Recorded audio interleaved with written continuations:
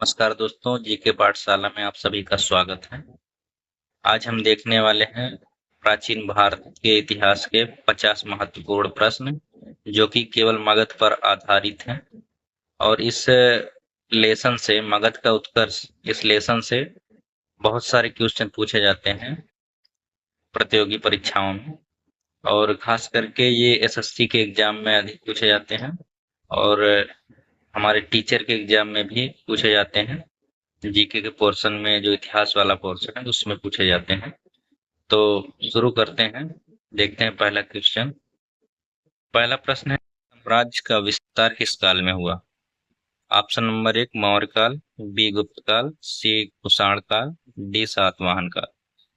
मगध साम्राज्य के विस्तार की अगर बात करें तो यह मौर्य काल में हुआ था। ऑप्शन नंबर ए सही है। मौर्य काल भारतीय इतिहास का एक बहुत ही महत्वपूर्ण काल है, और मौर्य वंश की स्थापना चंद्रगुप्त मौर्य ने की थी।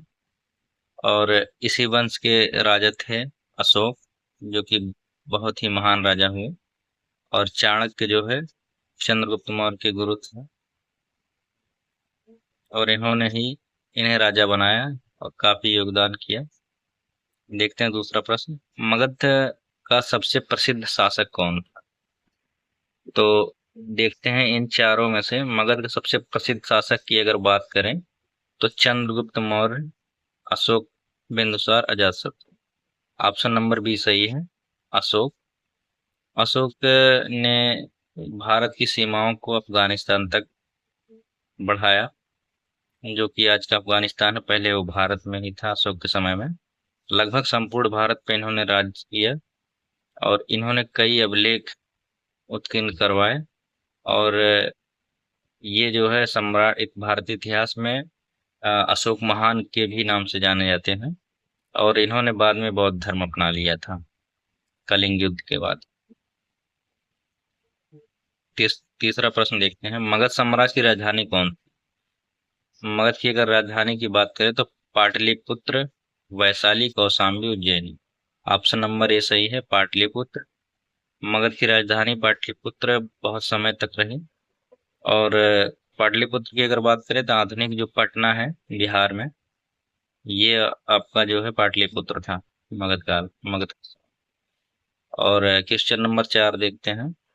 किस राजा ने मगध को पहली बार एक विशाल साम्राज्य में बदल दिया? पहला बिम्बिसार, बी अजातशत्रु, सी उदयन, डी महापद्मनंद। बिम्बिसार की अगर बात करें तो ये हर्यक वंश के संस्थापक थे, जो कि गौतम बुद्ध के समय के थे। और अजातशत्रु इन्हीं के पुत्र थे, उदयन अजातशत्रु के पुत्र थे। ये तीनों राजा एक ही वंश के हैं, हर्यक वंश। और डी महापद्मानंद, जो कि नंद वंश के संस्थापक थे। अगर मगध राज्य के विस्तार की साम्राज्य विशाल साम्राज्य की बात करें तो इसका जो है बिम्बिसार, ऑप्शन नंबर ए सही है। बिम्बिसार ने एक बड़ा साम्राज्य बनाया सबसे पहले, क्योंकि इन सबसे पहले यही राजा थे। क्वेश्चन नंबर 5 देखते हैं। अशोक ने किस धर्म को अपनाया और प्रचारित किया? जैसा कि आप सभी जानते हैं कि अशोक ने बौद्ध धर्म अपना लिया था और पूरे विश्व में फैलाया लगभग। तो जिसमें श्रीलंका में इन्होंने अपनी पुत्री संघमित्रा और पुत्र को भेजा था बौद्ध धर्म के प्रचार करने के लिए। और इन्होंने बहुत सारे जावा, सुमात्रा, इंडोनेशिया, आज जो बौद्ध धर्म है इन्हीं की देन है। इन्होंने ही वहाँ पे धर्म प्रचार करके भेजा। प्रश्न नंबर 6 देखते हैं। किस युद्ध के बाद अशोक ने बौद्ध धर्म अपना लिया? कलिंग युद्ध के बाद। 7वां प्रश्न है, मगध साम्राज्य का सबसे पुराना राजवंश कौन था? हर्यक वंश, मौर्य वंश, नंद वंश, चुंग। तो हर्यक वंश जैसा कि बताया बुद्ध के समय का था। मौर्य वंश जो है नंद वंश के बाद का था, और नंद वंश मौर्य वंश के पहले का था। और शुंग वंश जो है नंद वंश के पहले का था। तो ये तीनों वंश है। 8वां प्रश्न देखते हैं। बिम्बिसार ने किस राज्य की राजकुमारी से विवाह किया था? ऑप्शन नंबर 1 लिच्छवी, बी वत्स, सी कौशल, डी मल्ल। तो इसमें से प्रश्न आपका जो है दिया है। तो इन्होंने कौशल नरेश की पुत्री महाकोशला से विवाह किया था, जिनका नाम महाकोशला था।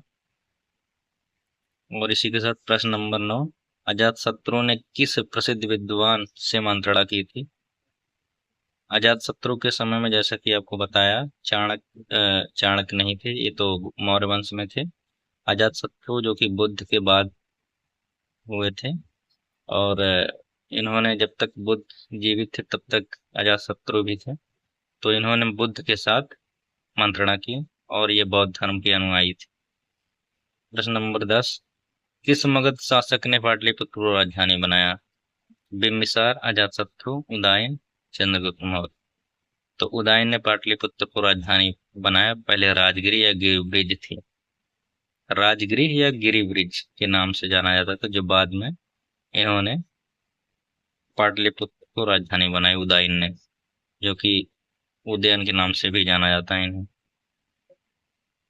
प्रश्न नंबर 11 देखते हैं, किस मगध शासक ने पहले सिक्के जारी किए थे? पहले सिक्के जारी की अगर बात करें तो इस प्रश्न नंबर 11 में आंसर होगा आपका महापद्मानंद। तो महापद्मानंद ने सबसे पहले सिक्के जारी किए थे। और प्रश्न नंबर 12 देखते हैं, अशोक के शिलालेख किस लिपि में लिखे गए हैं? देवनागरी, देवनागरी आधुनिक जो हिंदी लिपि है, ये नहीं है हमारी, उस समय थी ही नहीं। और फारसी, ये भी नहीं है। खरोष्ठी, ये भी नहीं है। ब्राह्मी लिपि में इन्होंने शिलालेख लिखवाए। और 13वां प्रश्न है, मगध साम्राज्य के पतन का मुख्य कारण क्या था? आर्थिक संकट बिल्कुल नहीं था, बाहरी आक्रमण बिल्कुल नहीं था, क्योंकि इन्होंने शकों को भी पराजित किया था, बहुत से आक्रांताओं को पराजित किया था। और इनका साम्राज्य बहुत विस्तृत था, जो कि अफगानिस्तान तक अशोक ने विस्तार किया था। और आर्थिक संकट भी नहीं था, क्योंकि धन धान्य से परिपूर्ण था। और शासकों की कमजोर प्रशासनिक क्षमता, धार्मिक संघर्ष भी नहीं था, संपूर्ण भारत में लगभग बौद्ध धर्म था। और शासकों की कमजोर प्रशासनिक क्षमता, ये ऑप्शन नंबर सी सही लग रहा है। और यही सही भी है, क्योंकि अ, शासकों की जो बाद में शासक हुए वो बहुत कमजोर हुए और प्रशासनिक क्षमता भी उनकी कम थी, इसलिए जो है ये राज्य का पतन हो गया धीरे धीरे। प्रश्न नंबर 14 देखते हैं, चाणक्य ने किस ग्रंथ की रचना की थी? अर्थशास्त्र, महाभारत, रामायण, तिरुक्कुरल। महाभारत जानते हैं वेद व्यास जी ने लिखा था। रामायण जो है ये आपके वाल्मीकि ने लिखा था। अर्थशास्त्र जो है कौटिल्य या चाणक्य ने लिखा था। तो ऑप्शन नंबर ए सही है। 15 नंबर प्रश्न देखते हैं, बिंबिसार किस वंश का संस्थापक था? अभी आप पहले बताया, बिंबिसार हर्यक वंश के संस्थापक थे। उसके बाद उनके पुत्र अजात शत्रु, उसके बाद उदयन या उदयन ने राजगद्दी संभाला। संभाला क्या, इन्होंने अपने पिता की हत्या की थी। बिंबिसार की हत्या अजातशत्रु ने की थी और अजातशत्रु की हत्या उदयन ने की थी। तो इस प्रकार से इस वंश को भारतीय प्राचीन इतिहास में पितृहंता वंश के भी नाम से जाना जाता है। तो कभी कभी प्रश्न इस तरह से भी पूछता है कि भारतीय इतिहास में किस वंश को पितृहंता वंश के नाम से जाना जाता है। तो ऑप्शन अगर ये दिया रहेगा हर एक वंश, तो वही सही रहेगा। तो देखते हैं प्रश्न नंबर 16, पाटलिपुत्र का प्राचीन नाम क्या था? कुसुमपुर, राजगिरी, वैशाली, मगध। अभी इसके पहले वाले क्वेश्चन में मैंने बताया था राजगिरी या गिरिब्रिज, जिसे उदयन ने बाद में बदल करके पाटलिपुत्र रख दिया था। तो प्रश्न नंबर 17 देखते हैं, अशोक के किस पुत्र ने श्रीलंका में बौद्ध धर्म का प्रचार किया? महेश, महेंद्र, कुंवर, बिंदुसार, सम्राट। महेंद्र ने। बिंदुसार की अगर बात करें तो ये अशोक के पिता थे। सम्राट कोई ऐसा नाम ही नहीं था, कुंवर भी ऐसा कोई नाम नहीं मिलता। तो प्रश्न नंबर 18 देखते हैं, मगध साम्राज्य के शासकों ने किस नदी के किनारे अपनी राजधानी स्थापित की थी? अब प्रश्न नंबर 18, गंगा, यमुना, गोदावरी, नर्मदा। मगध शासकों ने किस नदी के सामने अपनी राजधानी स्थापित की थी? प्रश्न नंबर 18 में होगा आपका गोदावरी, यमुना, गंगा, नर्मदा। तो आंसर नंबर गंगा होगा। गंगा नदी के किनारे जो है अपनी राजधानी स्थापित की थी। तो प्रश्न नंबर 19 देखते हैं, अशोक का राज्याभिषेक किस वर्ष हुआ था? 268 ईसा पूर्व, और आपका जो है दिया है 273 ईसा पूर्व, 265 ईसा पूर्व और 260 ईसा पूर्व। तो ऑप्शन इसमें से होगा आपका 268 ईसा पूर्व इनका राज्याभिषेक हुआ था, और 273 में ये सिंहासन पर अपना मतलब राज्यभार पाठ संभाल लिए। प्रश्न नंबर 20, चंद्रगुप्त मौर्य के शिक्षक और सलाहकार कौन?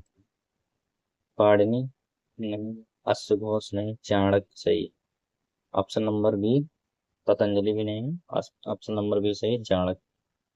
यानी कि इन्होंने ये शिक्षक और सलाहकार भी थे, महामंत्री उनके मंत्री भी महामात्री थे। तो प्रश्न नंबर 21 देखते हैं, किस राजा ने चाणक्य के सहयोग से मौर्य वंश की स्थापना की थी?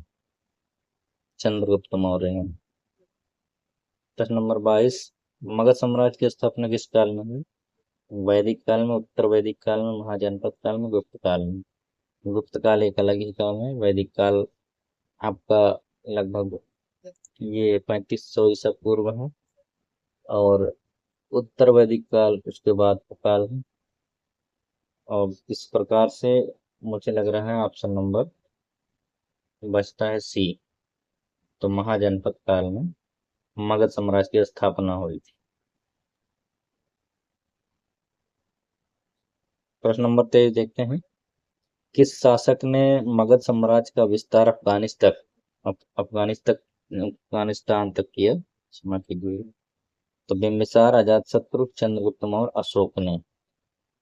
तो option number C, Chandragupta Maurya के समय में ही अफगानिस्तान तक भारत की सीमा विस्तृत हो गई थी। तो कुल मिला जुलाकर चंद्रगुप्त मौर्य का जो शासन था वो राजतंत्र होते हुए भी प्रजातंत्र था। क्वेश्चन नंबर 24 देखते हैं, मगध साम्राज्य किस राजा ने जैन धर्म अपनाया? अशोक ने बौद्ध धर्म अपनाया था, और बिम्बिसार ने भी बौद्ध धर्म अपनाया था जो कि बौद्ध बुद्ध के समकालीन थे। अजात शत्रु ने भी बौद्ध धर्म अपनाया था। बचा कौन? चंद्रगुप्त मौर्य। तो ऑप्शन नंबर ए सही हो जाए। तो 25 देखते हैं, बिम्बिसार के पुत्र कौन थे? बिम्बिसार। देख, एक बिम्बिसार है, एक बिंदुसार है। बिम्बिसार की अगर बात करें तो ये जो है हरेक वंश के संस्थापक थे जो बुद्ध के समय में थे, अभी अभी बताया मैंने। और इनके जो है, और बिंदुसार की अगर बात करें तो ये जो है चंद्रगुप्त मौर्य के पुत्र थे, और उनके पुत्र अशोक। तो बिंदुसार के पुत्र की अगर बात करें तो इसमें से अशोक जो है, जैसा कि आपको बताया, बिंदुसार के पुत्र थे। और चंद्रगुप्त मौर्य जो है, चंद्रगुप्त मौर्य के पुत्र ये बिंदुसार थे। ये जो अशोक, चंद्रगुप्त मौर्य और बिंदुसार, ये तीनों मौर्य वंश के राजा हैं। बचते हैं कौन? बिंबिसार जैसा कि हर एक वंश के थे, तो अजात शत्रु इनके पुत्र थे। अजात शत्रु भी हर एक वंश के राजा थे। क्वेश्चन नंबर 26 देखते हैं, महावीर का जन्म कहाँ हुआ? लुम्बिनी, कपिलवस्तु, पाटलिपुत्र, वैशाली। तो महावीर के अगर जन्म की बात करें तो ये वैशाली में हुआ था। ऑप्शन नंबर 27, बिम्बिसार किस वंश का शासक था? नंद वंश का, हरेक वंश का, शिशुनाग वंश का। अभी बताया बिम्बिसार हरेक वंश का शासक। मगध का वह शासक कौन था जिसने पाटलिपुत्र को अपने राज्य के राजधानी बनाया था?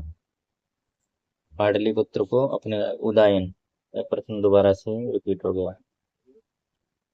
मौर्य साम्राज्य की स्थापना किसने की? अशोक ने, बिम्बिसार ने, चंद्रगुप्त मौर्य ने, हरेक वंश ने। चंद्रगुप्त मौर्य ने। देखो प्रश्न आ गया, अभी मैंने पहले ही उसके बारे में बताया था। किसने सबसे पहले मगध शब्द का प्रयोग किया था? ये क्वेश्चन देखो, बहुत इम्पोर्टेंट प्रश्न है ये। आप देख सकते हैं, शब्द का जो प्रयोग हुआ था, चाणक्य ने नहीं किया था। बुद्ध में कोई ग्रंथि नहीं।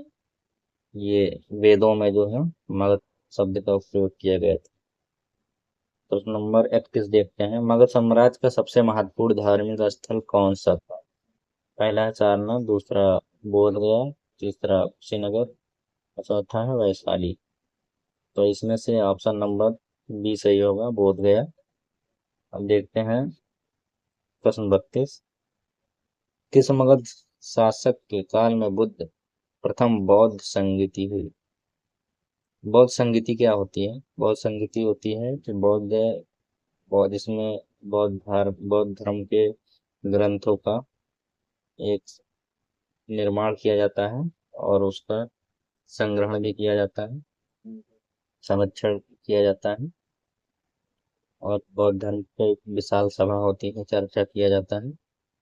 तो अगर प्रथम बौद्ध संगीति की बात करें तो इससे ये हुआ था, सॉरी, अजात शत्रु के शासनकाल में।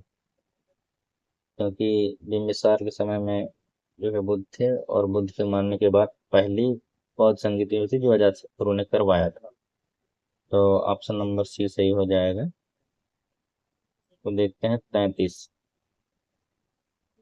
मगध के किस शासक ने देवनाम प्रिय की उपाधि धारण की? देवनाम प्रियों का शाब्दिक जो अर्थ होता है वो देवताओं का प्रिय होता है।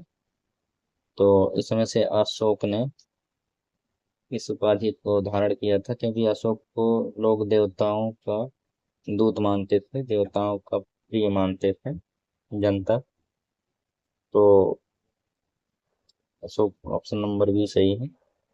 प्रश्न नंबर 34 देखते हैं, मगध के किस शासक ने चीन और दक्षिण पूर्व एशिया में बौद्ध धर्म का प्रचार किया?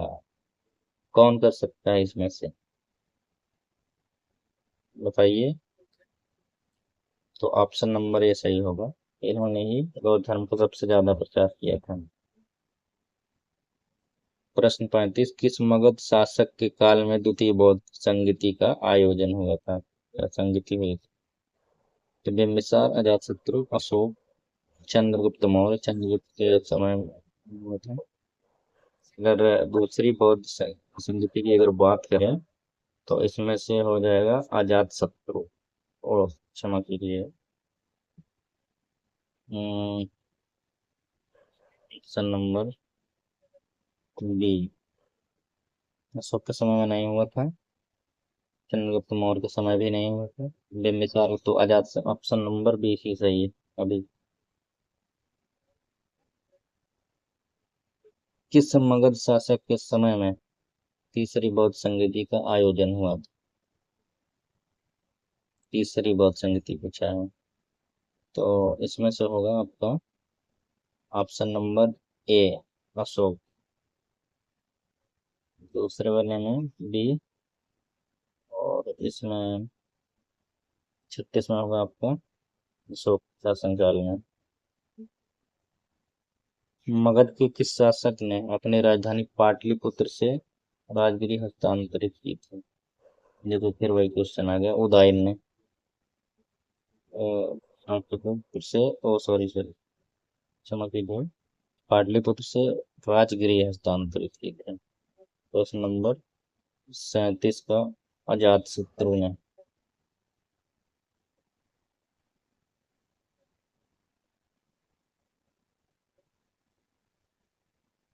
प्रश्न आपका 38, मगध का सबसे महत्वपूर्ण बंदरगाह कौन था? इसमें से ऑप्शन नंबर बी सही होगा, ताम्रलिप्ति। ताम्रलिप्ति नाम है। अब प्रश्न आपका 39, अशोक का सबसे महत्वपूर्ण शिलालेख कौन सा है? रुम्मनदेही, प्रयाग शिलालेख, धौली शिलालेख, कालसी शिलालेख। तो इसमें से आपका हो जाएगा ऑप्शन नंबर ए, रुम्मनदेही शिलालेख का सबसे महत्वपूर्ण शिलालेख। ऑप्शन नंबर 40, सॉरी प्रश्न 40, किस मगध शासक ने राजगीर में पहली बौद्ध संगीति का आयोजन किया? तो ऑप्शन नंबर एक बी, पहली बौद्ध संगीति का आयोजन। तो इसमें से ऑप्शन नंबर 40 का हो जाएगा आपका अजातशत्रु। ये क्वेश्चन दोबारा रिपीट हुआ। चौथा, मगध साम्राज्य का अंतिम शासक कौन था? मगध साम्राज्य का पूछा है। तो मगध साम्राज्य का अगर बिंबिसार तो नहीं है क्योंकि ये पहले ही बौद्धिक समय में था। अजातशत्रु भी नहीं है। हर एक वंश का अ, हर एक हर एक वंश है जो कि बिंबिसार अजातशत्रु इसी वंश के राजा थे। ऑप्शन नंबर सी बचता है बृहद्रथ। और ये प्रश्न होना चाहिए, माफ कीजिएगा, ये मौर्य वंश का अंतिम शासक मान सकते हैं। मगध साम्राज्य के अंदर, सॉरी, मान सकते हैं बृहद्रथ। किस मगध शासक ने तक्षशिला विश्वविद्यालय की स्थापना की थी? तक्षशिला, नालंदा नहीं, तक्षशिला। चंद्रगुप्त मौर्य ने, बिंबिसार ने, अशोक ने, अजातशत्रु ने। तो इसमें से ऑप्शन नंबर सी होगा, Takshashila.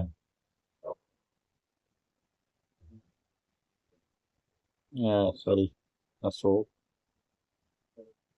Option number C, Ashoka. किस मगध शासक ने मेगास्थनीज को अपने दरबार में रखा था? किस मगध शासक ने? तो चंद्रगुप्त मौर्य ने मेगास्थनीज को अपने दरबार में रखा था, जो कि सेल्यूकस निकेटर का राजदूत था। और सेल्यूकस निकेटर ये सिकंदर के साथ भारत आया था, जो सिकंदर का सेनापति था। और इसने चंद्रगुप्त से इसका युद्ध हुआ था, जिसमें उसने अपनी पुत्री हेलेना का विवाह चंद्रगुप्त मौर्य से करवाया था। और अब देखते हैं इसी के साथ प्रश्न नंबर 44, मगध के किस शासक ने अपने राज्य की सीमाओं का विस्तार अफगानिस्तान तक किया? देखो फिर वही प्रश्न आ गया, अशोक ने। सॉरी, ऑप्शन नंबर जो है 20 है चंद्रगुप्त मौर्य। किस मगध शासक ने पाटलिपुत्र को अपनी राजधानी बनाई? उदयन। बौद्ध धर्म का संस्थापक कौन था? महावीर, चाणक्य, अशोक, गौतम बुद्ध।